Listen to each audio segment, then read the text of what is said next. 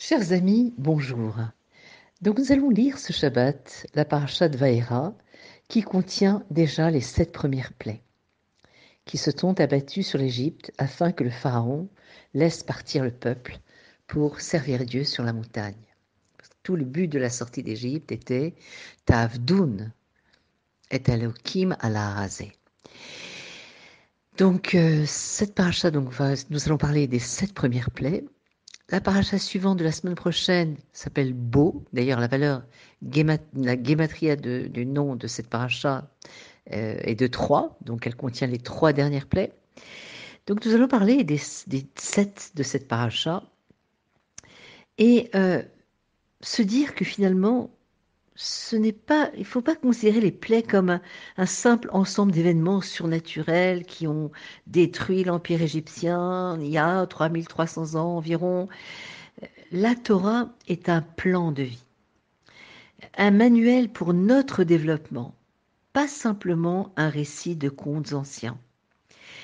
Et d'ailleurs, tous les épisodes enregistrés dans la Torah représentent des récits spirituels qui transcendent le temps et qui se produisant continuellement dans le cœur, qui agissent continuellement dans le cœur de chaque homme qui se penche sur l'étude de la Torah. Alors, comment allons-nous appliquer l'histoire lointaine de ces 10 plaies à nos vies personnelles?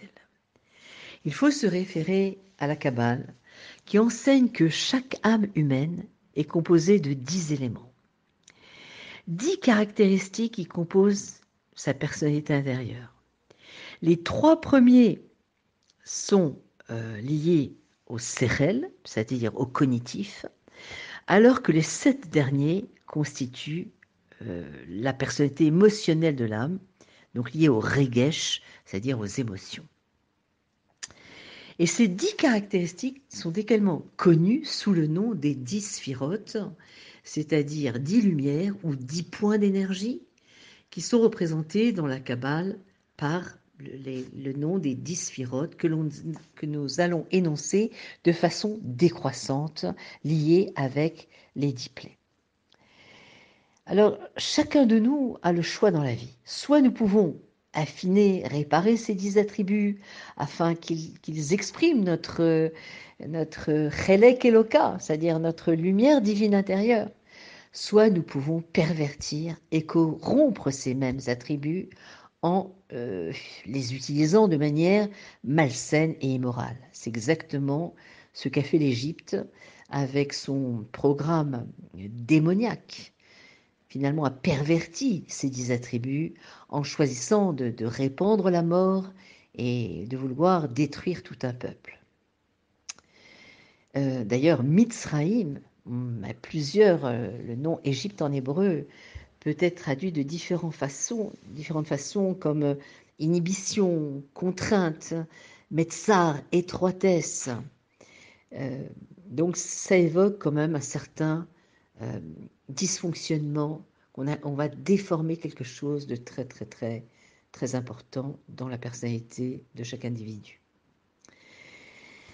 Alors on va commencer bien sûr par la première plaie, c'est-à-dire le sang d'âme. Donc c'est cette première plaie qui a transformé le Nil en sang. Et justement, parce que, ah oui, le sang, je vais dans l'ordre, correspond au Malchut. Malchut, donc c'est la sphira, et qui correspond à la confiance. Donc le Nil qui s'est transformé en sang était le symbole physique de la confiance destructrice, qui était la marque de l'Égypte. Donc au lieu d'une confiance constructive qui construit son caractère spirituel, favorise la sensibilité envers les autres, la confiance égyptienne, si on peut dire, engendre la domination et l'exploitation. Le Nil, il faut savoir que le Nil incarnait la source de la confiance et de la sécurité des Égyptiens. Et il ne pleuvait pratiquement pas en Égypte, donc toute l'agriculture, la subsistance du pays dépendait entièrement du Nil. C'est pour ça que ce Nil était en fait un dieu pour les Égyptiens. Ils l'avaient déifié. Et les eaux du Nil se sont transformées en sang. Ça reflétait l'état pervers d'une nation qui transforme sa confiance en sang, c'est-à-dire qui utilise sa position de force et de pouvoir pour massacrer d'innombrables êtres humains innocents. Alors, la deuxième plaie sont les grenouilles tsefardéa, qui, dans la sphirote, représentent le yesod. Yesod, c'est la hitkashrut, l'attachement. Et cette deuxième plaie symbolise l'intimité froide, sans passion. Et c'est ce qui caractérise un homme vivant dans cette Égypte. Les grenouilles, finalement, sont des créatures amphibies à sang froid. Donc ça représente vraiment la froideur. Et ça reflète finalement l'état émotionnel d'apathie, de détachement et de froideur. Et cette condition prive un être humain de la capacité de vivre une véritable intimité émotionnelle avec une autre personne, que ce soit un conjoint, un enfant ou un ami. La personne reste dans l'indifférence, l'ignorance, l'apathie. La troisième plaie, eh bien, ce sont les poux qui sont en relation avec Od, et Od dans la Sphira représente la soumission. Donc cette troisième plaie dans laquelle la poussière d'Égypte s'est transformée en poux reflète des symptômes d'une soumission malsaine. Pourquoi? Parce que en vérité, se soumettre dans le judaïsme, c'est au contraire une qualité. C'est abandonner son ego pour une vérité supérieure et travailler la qualité de anava, de modestie, de laisser la place à l'autre, alors que la soumission égyptienne est destructrice. C'est une humilité qui écrase l'esprit et émousse la joie de vivre. Dans ce type de soumission, on considère toute créature comme sans valeur, sans importance. La perception de soi comme poussière inutile, qui se transforme en poux, qui démoralise, avilisse la vie. Comme les poux, ce type d'humilité suce le sang d'une personne, le privant de sa vitalité et de son flux d'énergie. Quatrième plaie, Arov, les bêtes sauvages, et qui sont, dans la sphira, dans les sphirotes, représentent Netzar. Netzar, c'est l'ambition. Et bien sûr, les bêtes sauvages symbolisent l'ambition malsaine. L'ambition est l'un des plus beaux cadeaux de la vie. Pourquoi? Parce que c'est le moteur qui pousse l'homme à atteindre la grandeur et à faire une différence dans le monde. Pourtant, si nous n'affinons pas ce trait de caractère, nos ambitions peuvent nous transformer en bêtes dévorantes, arov, qui écrasent et détruisent les personnes que nous percevons comme faisant obstacle à la réalisation de nos objectifs. Cinquième plaie, eh bien, c'est la plaie de la peste, Dever. Dever, ça représente dans les sphirotes le Tiferet, la compassion, Rachmanout. Cette plaie de la peste a anéanti le bétail des Égyptiens et ça représente pour eux une compassion sournoise qui est comme une épidémie, qui blesse les gens en silence, discrètement. La Kabbale nous dit, mais qu'est-ce que la compassion? La compassion peut être plus puissante et plus durable que l'amour. L'amour néglige généralement les défauts d'un être cher. Par conséquent, lorsque les défauts apparaissent, ils peuvent affaiblir l'amour, voire le détruire totalement, alors que la compassion prend en considération tous les défauts de l'individu et tend un cœur et une main aidant malgré tout. C'est la compassion morale, la capacité d'une âme à ressentir la douleur et les besoins de son prochain. Tandis que la compassion égyptienne est sournoise, astucieuse, trompeuse. Elle veut exploiter les faiblesses des gens à des fins égoïstes et peut-être complètement destructrice, en silence, de façon insidieuse, comme une épidémie. La sixième plaie, eh bien, ce sont Shechin, les furoncles, qui est symbolisé par Gvura. Gvura, c'est le fait de se dominer, Shlitat Atzmit.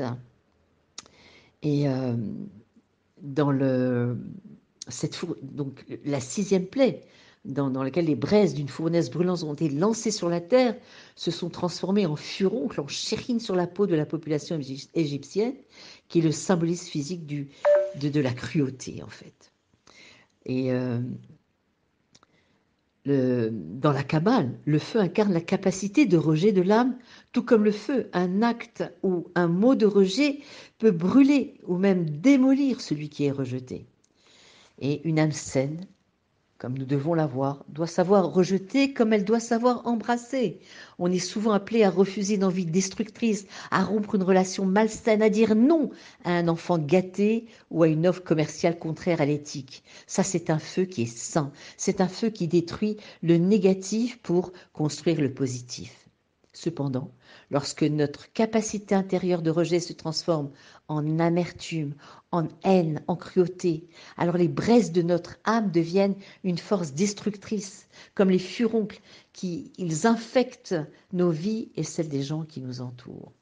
La septième plaie, eh bien, c'est Barad, la plaie de la grêle, et qui est représentée par la sphira de Chesed, et ça symbolise l'amour gelé, l'amour égoïste. Si le feu symbolise le rejet, l'eau descendant naturellement d'un plan supérieur vers un plan inférieur incarne les qualités de générosité, de bienveillance. Et dans la Kabbale, le flux, l'âme shacha de la Ahava, le flux de l'amour, est comparé à un flux d'eau irriguant et nourrissant une âme humaine avec son dynamisme rafraîchissant. Mais un homme qui se retrouve dans la servitude égyptienne ne connaît qu'un amour glacial, un amour basé entièrement sur des motifs égoïstes. Qu'est-ce que ça peut me rapporter d'avoir que des considérations égocentriques? Alors le flux d'amour, semblable à la pluie de cette personne, devient froid et gelé comme la grêle, nuisant aux proches au lieu de les nourrir. Alors, ce n'est pas un hasard si les 7 premières plaies sont écrites dans Vaera, alors que les 3 derniers sont dans la paracha de la semaine prochaine, que nous évoquerons lors d'un prochain cours. Donc, les 7 premières plaies, sang, grenouille, poux, bête sauvage, peste, furoncle et grêle, eh bien, sont liées bien sûr aux 7 émotions qu'on a citées, liées avec les sphirotes, alors que les 3 derniers, dont nous parlerons la semaine prochaine, sont liés plutôt à l'intellect. En tout cas, ce Shabbat, nous allons bénir le mois de Shvat, à nous de prendre des bonnes décisions pour avoir une autre perspective concernant l'amélioration de nos traits de caractère. Ce Dvar Torah est dédié à ma chère belle-mère, Malka Rivka Bat Bluma, et qu'elle repose en paix, qu'elle prie pour nous, et que nous retrouvions très bientôt nos êtres chers avec la venue de Mashiach. Shabbat Shalom ou Mevorach.